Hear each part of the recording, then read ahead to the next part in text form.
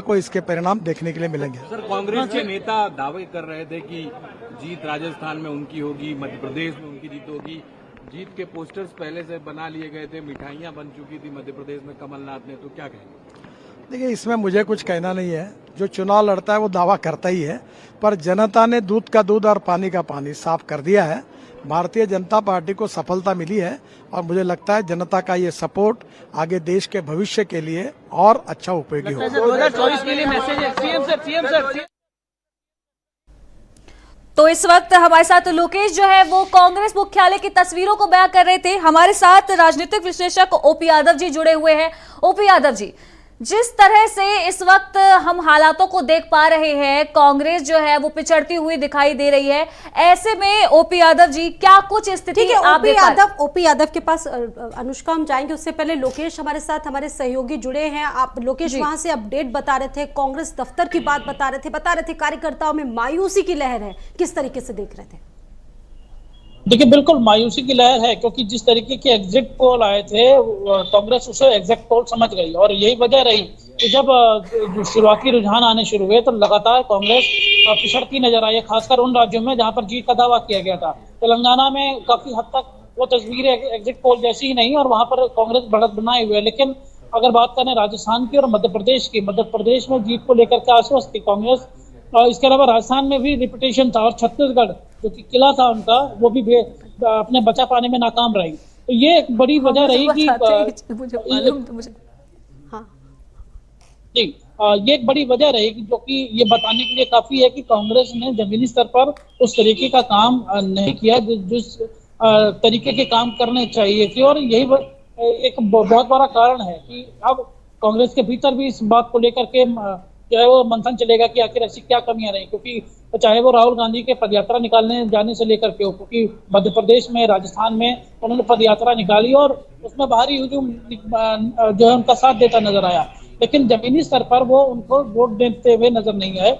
और इसको एक सेमीफाइनल के तौर पर ट्रीट किया जा रहा था कि 2024 के चुनाव से पहले ये सेमीफाइनल होगा। और सेमीफाइनल में फिलहाल अगर आप देखें 4 राज्यों के चुनाव में तो 3-1 से बीजेपी नेताओं की लोकेश आपने भी देखी होगी, प्रतिक्रियाएं भी बहुत तीखी निकल कर सामने आ रही हैं, पोस्ट वो लोग कर रहे हैं। और जिस तरीके से सामने आया, पूर्व मुख्यमंत्री रमन सिंह का एक ट्वीट सामने आया, उन्होंने लिखा है कि जनता ने भूपेश बघेल के घमंड को तोड़ दिया है। इस तरीके से प्रतिक्रियाओं का जो दौर है वो शुरू हो चुका है, आनी शुरू हो चुकी है।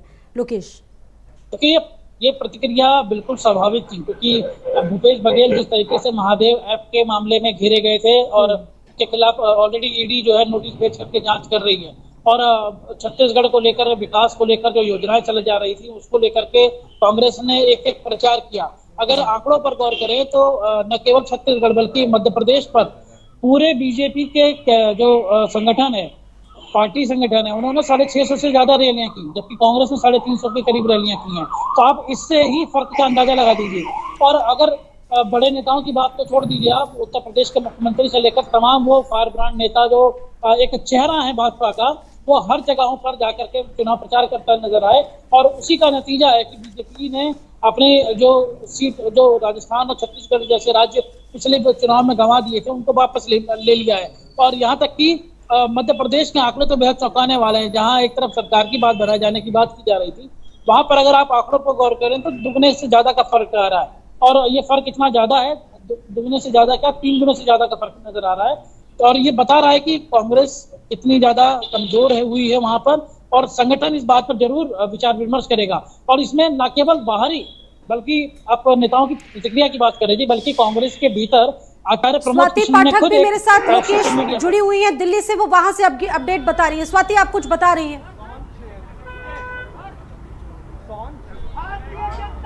देखिए, जश्न की तस्वीरें एक बार आपको यहाँ की दिखाते हैं कि जैसे जैसे प्रधानमंत्री नरेंद्र मोदी का वक्त करीब हो रहा है दफ्तर आने का, वैसे ही यहाँ पर जश्न भी तेज हो रहा है, क्योंकि शाम का वक्त है जब प्रधानमंत्री नरेंद्र मोदी यहाँ पर पहुंचेंगे और कार्यकर्ताओं को संबोधित करेंगे। तो ऐसे में जो कार्यकर्ता है वो अब यहाँ पर बड़ी संख्या में पहुंचने शुरू हो गए। लड्डू की तस्वीरें देखिए आप, 5 किलो का ये लड्डू है जो कार्यकर्ता लेकर पहुंचे हुए हैं और लगातार नारेबाजी हो रही है, मोदी मोदी के नारे कार्यकर्ता लगा रहे, क्योंकि ये बड़ी जीत 2024 से पहले बीजेपी की है, जिस तरह से नतीजे आ रहे हैं। और इसी वजह से दिल्ली एनसीआर के जो कार्यकर्ता है वो यहाँ पर जुटने शुरू हो गए। और लड्डू में देखेंगे आप कि मोदी जी लिखा गया है और तस्वीरों के साथ कार्यकर्ता अलग अलग जगहों से पहुंच रहे। चाहे हम गाजियाबाद की बात करें, नोएडा की बात करते हैं, दिल्ली की बात करते हैं, तो अलग अलग जगहों से यहाँ पर कार्यकर्ता पहुंच रहे हैं। उत्साहित कार्यकर्ता है, आप देखिए गुलालों के साथ भी यहाँ पर। तो यानी साफ जो चेहरे हैं कार्यकर्ता के वो बता रहे हैं कि किस तरह से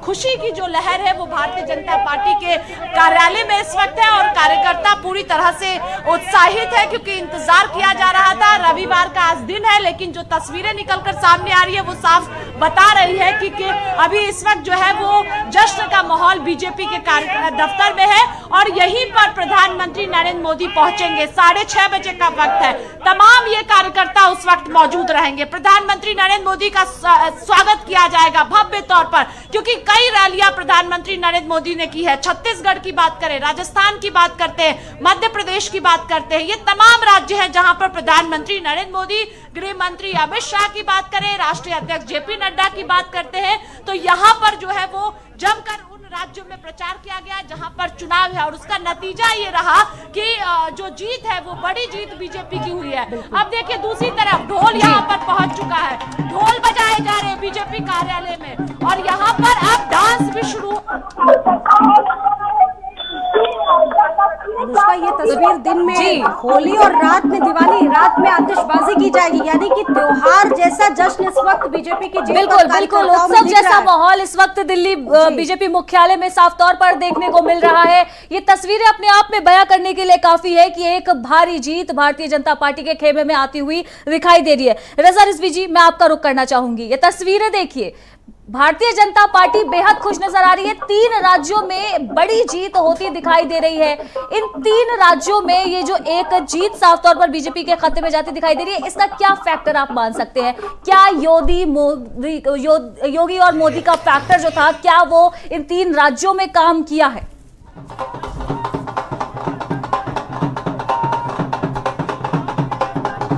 लेकिन कोई भी पार्टी अगर बहुमत में आती है तो उसका एक बहुत बड़ा रीजन, बहुत बड़ा कारण ये होता है कि उसके कार्यकर्ता, उसके मैनेजमेंट, उसका बूथ स्तर तक किस तरीके से उसने मैनेजमेंट किया है अपने कार्यकर्ताओं का। और अगर कार्यकर्ताओं का ठीक से उसने जो है समायोजन किया है अच्छे तरीके से, तो वही कार्यकर्ता वोट निकाल करके बूथ तक पहुंचाते हैं और फिर वो पार्टी जीत के कगार पर होती है। अभी विधानसभा जो चल रहा था, अभी ये शीतकालीन में 4 से 3 दिन का विधानसभा चला है, उसमें मुख्यमंत्री जी योगी आदित्यनाथ ने बहुत साफ कहा कि ऐसा है कि 2024 भी भारतीय जनता पार्टी जीतेगी और हम ऐसा मैनेजमेंट करते हैं अपने कार्यकर्ताओं के साथ कि 2027 की भी तैयारी हमने शुरू कर दी। यानी 2024 की तो बात मुख्यमंत्री जी ने विधानसभा में कहा है, तो जाहिर सी बात है वो चीज़ लिखी जाती है और वो चीज़ जो है एक दस्तावेज बन जाता है। तो उन्होंने कहा कि 2024 की तो हम तैयारी कर ही रहे हैं, लेकिन हम 2027 की भी तैयारी कर रहे हैं। यानी मकसद है कि भारतीय जनता पार्टी 2027 का भी उत्तर प्रदेश का चुनाव जो है करने के लिए अपने मैनेजमेंट को तैयार की है। लेकिन कांग्रेस में मैंने देखा कि ज़मीनी हकीकत में उसके कहीं कोई कार्यकर्ता ऐसे नहीं बनाए गए हैं। अब बनाए हो ना बनाए हो, लेकिन जहाँ जहाँ मैं गया हूँ इतने अच्छे तरीके से कार्यकर्ता उसके नहीं है कि डिवोटेड हों बिल्कुल और जो है अच्छे तरीके से। अब हमें लगता है कांग्रेस से चाहती कि भारतीय जनता पार्टी कोई ऐसा काम करे, ऐसा कुछ निगेटिव आम जनता में लाए काम कि जिससे उसकी निगेटिव बता करके जो है वो चुनाव जीत लें। तो चुनाव ऐसे नहीं जीता जाता है। चुनाव में बढ़िया मैनेजमेंट किया जाता है, अपने कार्यकर्ताओं को ठीक से एक्टिव किया जाता है बूथ स्तर तक। आप समझिए, मैंने देखा कि भारतीय जनता पार्टी वाले बूथ स्तर के कार्यकर्ताओं को कार्यालय से फोन करते हैं, हाँ भाई आप बूथ के पोलिंग बूथ एजेंट हो गए हैं, आपका नाम ये है, आपको ये काम करना है। अभी से समझिए बूथ के पोलिंग एजेंटों को फोन हो रहा है। ऐसी कौन सी पार्टी है कि जिसके बूथ स्तर के लोगों से बात होती है? हमें तो नहीं लगता इस देश के अंदर ऐसी कोई पार्टी हो। मतलब 2027 के चुनाव की तैयारी की बात बता रहे हैं योगी आदित्यनाथ जी। तो यानी ये भारतीय जनता पार्टी मैनेजमेंट, यानी कि रजा रिजवी जी, बीजेपी का जो चुनावी प्रबंधन था जी। और इस वक्त हमारे साथ हरीश चंद्र श्रीवास्तव जी भी जुड़ चुके हैं। बहुत स्वागत है हरीश चंद्र श्रीवास्तव जी बीजेपी से। सर बहुत स्वागत, बहुत शुभकामनाएं। जिस तरीके से 3 राज्यों में आपकी लीड, बहुत शुभकामनाएं। क्या कुछ कहना चाहेंगे इस पर? आप सबको भी